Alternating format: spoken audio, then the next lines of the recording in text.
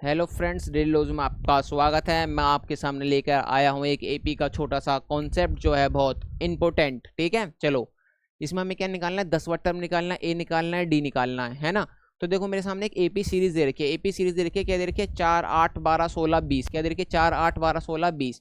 ये सब अपने आप में क्या कहलाते हैं सर, टर्म कहलाते हैं। इसे क्या बोलते हैं, T1। इसे क्या बोलते हैं, T2 जो दूसरे नंबर पे है, T2 जो तीसरे नंबर पे है, T3 जो चौथे नंबर पे है, T4 जो पांचवें नंबर पे है, T5। तो तुम्हें पता चल गया टर्म किसे बोलते हैं। ठीक है, अब ध्यान रखना मुझे, जो ए होता है ना, ए इसे बोलते हैं फर्स्ट टर्म। तो देखो ए को क्या बोलते हैं, फर्स्ट टर्म। ठीक है ना, ए को क्या बोलते हैं, फर्स्ट टर्म। तो यहाँ ए की वैल्यू क्या आ जाएगी, 4 आ जाएगी। ए की वैल्यू क्या आ जाएगी, 4 आ जाएगी।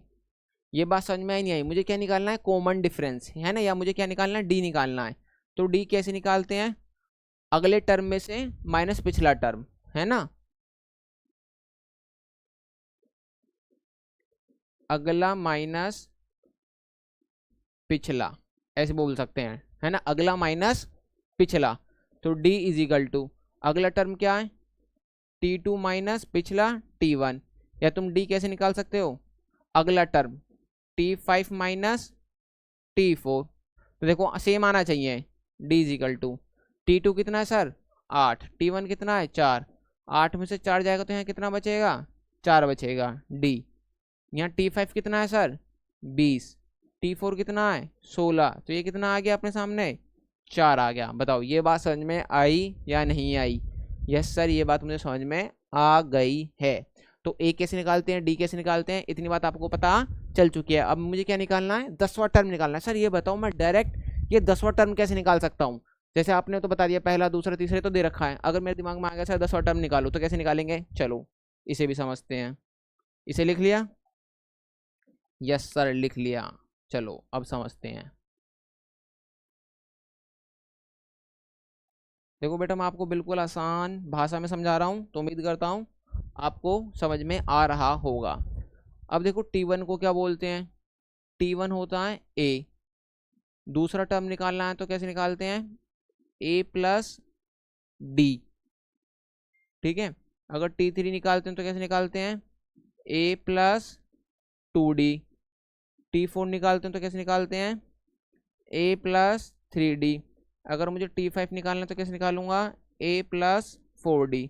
सर जी रुको, यहाँ एक पैटर्न बनना मैंने देख लिया। अभी क्या देखा, ये देखा सर, T5 निकालना है, A तो सर आ रहा है, इसमें से कम करके लिख रहे हैं, A प्लस 4D। T4 निकालना है, A तो आ रहा है, इसमें से कम करके निकालने हैं, तो A प्लस 3D। T3 निकालना है, A तो आ रहा है, इसमें से कम करके लिख रहे हैं, A प्लस 2D। T2 निकालना, A तो आ रहा है, इसमें से कम करके लिख रहे हैं 1D।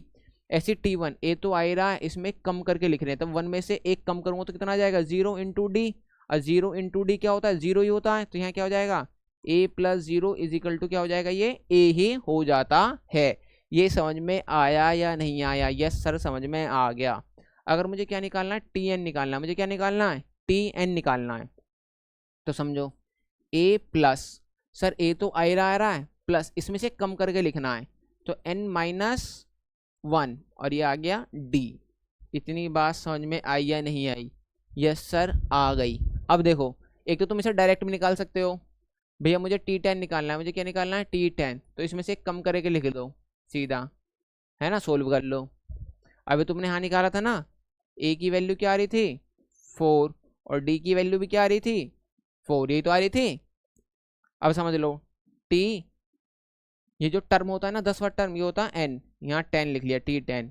A की जगह क्या लिखा हमने 4, प्लस n की जगह क्या लिखना है 10 माइनस 1, और D की जगह क्या लिखना है 4।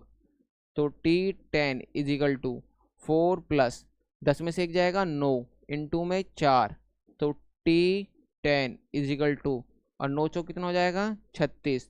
तो T10 की वैल्यू कितनी जाएगी 36, और ये 10 कितना आ जाएगा 40। बताओ ये बात समझ में आई या नहीं आई। तो तुम कोई सा भी टर्म निकाल सकते हो। तो तुम्हें अब टर्म निकालना आ गया, बस उसके लिए क्या पता होना चाहिए, A और D पता होना चाहिए। मिलते हैं आपसे नेक्स्ट डेली डोज में। चलो बने रहे आमिर खान के साथ।